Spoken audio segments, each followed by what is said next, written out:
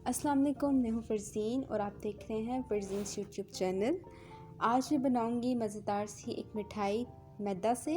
आप अक्सर सोचते होंगे, आप सब लोग कि मैं भी पहले सोचती थी कि मैदा से बनी हुई मिठाई का टेस्ट कैसा होता होगा, लेकिन ये बहुत यम बनती है। जब आप इसको बनाते हैं तो वो पता चलता है कि मैदा से भी स्नैक्स के अलावा और भी मीठी चीज़ें बन सकती हैं। ठीक है, तो ये बहुत ही कम इंग्रेडिएंट्स में बनती है, बहुत फास्ट बनती है, जल्दी बन जाती है और बहुत यम लगती है। अगर आप चाय के साथ खाएं इवनिंग टाइम पे या आप मॉर्निंग में मीठा खाना पसंद करते हैं तो आप इसको यूज़ कर सकते हैं। तो ये मिठाई बनाने के लिए सबसे जो हमारा मेन इंग्रेडिएंट है वो है मैदा। ठीक है, 1 कप मैंने मैदा लिया था, 1 कप भर के मैंने घी लिया था। अच्छा, मैं घी की एक बात आपको बताती चलूँ कि जब भी आप मीठा बनाएं या आप मिठाइयाँ बना रहे हैं, हलवा, एवरीथिंग, कुछ भी मीठा बना रहे हैं तो उसमें आप घी यूज़ करेंगे, उसमें आप ऑयल यूज़ नहीं करेंगे। ठीक है, 1 कप मैंने ली चीनी और मेरे पास कुछ यहाँ पर हैं पिस्ता बादाम, जो भी अगर आप ऐड करना चाहें या इनमें सब कुछ भी, चीनी आप कम ज़्यादा करना चाहें तो कर सकते हैं, और अगर आप चाहें तो इसमें मिल्क पाउडर भी ऐड कर सकते हैं। ठीक है, लेकिन जब आप मिल्क पाउडर ऐड करेंगे ना तो उसमें ज़रूरी है ये बात कि आपने चीनी की क्वांटिटी कम रखनी है। ठीक है, ये हैं हमारे 4 इंग्रेडिएंट्स जिनके साथ हमारी मज़ेदार सी मैदा की बर्फ़ी तैयार हो जाएगी। चलिए स्टार्ट करते हैं।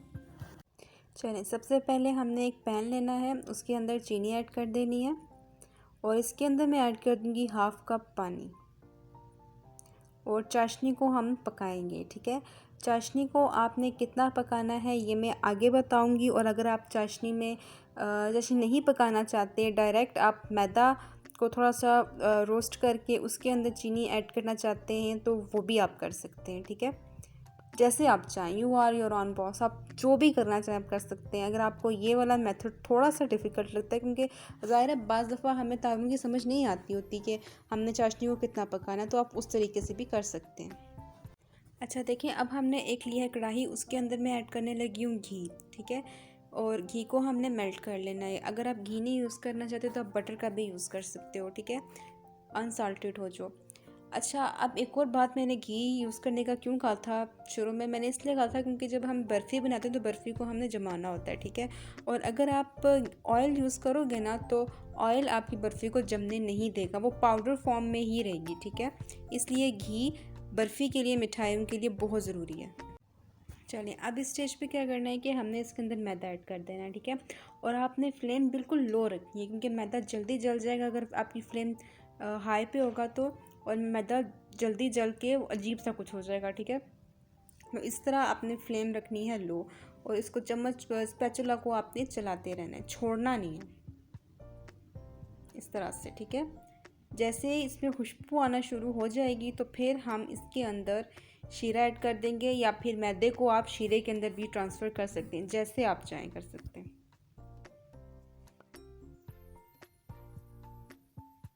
ये 20 मिनट में तैयार हो जाएगा।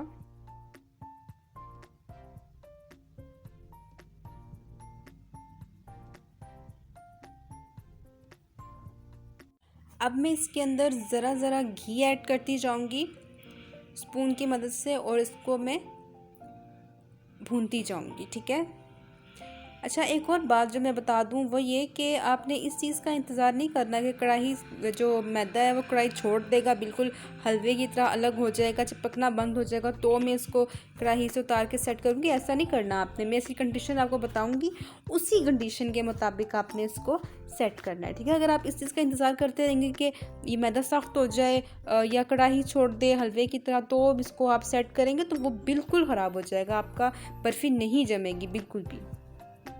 तो ये परफेक्ट फॉर्म है बर्फ़ी की, आपकी बर्फ़ी को इस तरह का होना चाहिए। ठीक है, अब इसको ज़्यादा गाढ़ा नहीं करना, ज़्यादा हमने पकाना नहीं है, कुछ भी नहीं करना, बस इसको शीरा में ऐड करना है और उसके बाद इसको ठंडा करना है। शीरा चूँकि मैंने चूल्हे से उतार दिया था तो ये बहुत ठंडा हो गया था, इसको मैंने नीम गर्म कर लिया था, थोड़ा सा मैंने इसको गर्म कर लिया था। ठीक है, मैंने चूल्हा ऑन किया तो ये गर्म हो रहा है, तो अब मैंने इस गर्म गर्म शीरे के अंदर बर्फ़ी ऐड कर देनी है और इसको मैंने 1 मिनट पकाना है। ठीक है, 1 मिनट पका के फटाफट से मैंने इसको चूल्हे पर से उतार कर सेट कर लेना है। ठीक है, अच्छा, जब मैं बना रही थी बर्फ़ी, मैंने जब बहुत पहले सीखनी शुरू की थी, तो ये था कि मैं इसको इंतज़ार करती रहती थी कि बर्फ़ी जो है वो कढ़ाई छोड़ देगी हलवे की तरह, तब मैं इसको ठंडा करूँगी, तब बर्फ़ी मेरी ख़राब हो जाती थी। ठीक है, नाउ ये कंडीशन जो है वो बेटर है, इस तरह की जो फॉर्म है वो बेटर है बर्फ़ी के लिए। अब 1 मिनट इसको लो फ्लेम पर पकाएंगे, बिल्कुल लो, बिल्कुल स्लो होना चाहिए आपका चूल्हा। ठीक है, और फिर हमने इसको जस्ट फोल्ड करते जाना है, और अब मैं इसको उतार के सेट कर लूँगी। मैंने ये बॉक्स लिया था, मैंने इस बॉक्स को अच्छे से ग्रीस कर लिया था ऑयल से, और उसके ऊपर मैंने बटर पेपर लगा के बटर पेपर को भी ग्रीस किया था। आप चाहें तो जो केक का मोल्ड होता है उसमें भी सेट कर सकते हैं। देखिए, बर्फ़ी हमारी अच्छे से सेट हो चुकी है। मैंने इसे पिस्ता बादाम से गार्निश कर दिया हुआ है। अब हमने क्या करना है कि इसको 3 घंटे के लिए छोड़ देना है। रूम टेम्परेचर पर ये सेट होती रहेगी, इसको अपने फ्रीज़र में नहीं रखना। ठीक है, तो चलिए मिलते हैं फिर 3 घंटे के बाद, और फिर मैं इसको काट के दिखाऊंगी आपको। ठीक है, आप जिस भी शेप में चाहें, जिस भी फॉर्म में चाहें इसको काट सकते हैं, चाहे आप इसको क्यूब्स में काटें, चाहे आप इसको लंबा काटें, जैसे भी आप काटना चाहें। मैं इसको क्यूब्स में काटूंगी। ठीक है, तो चलें 3 घंटे के बाद मिलते हैं।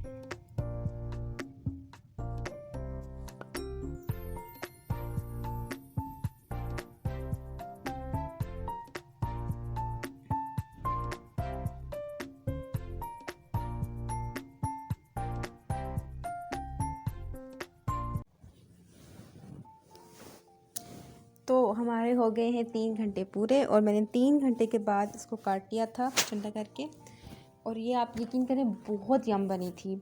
मैं इसको दिखाती हूँ आपको। देखिए ये कितनी प्यारी थी, और मैं इसको खा के भी दिखाऊंगी आपको।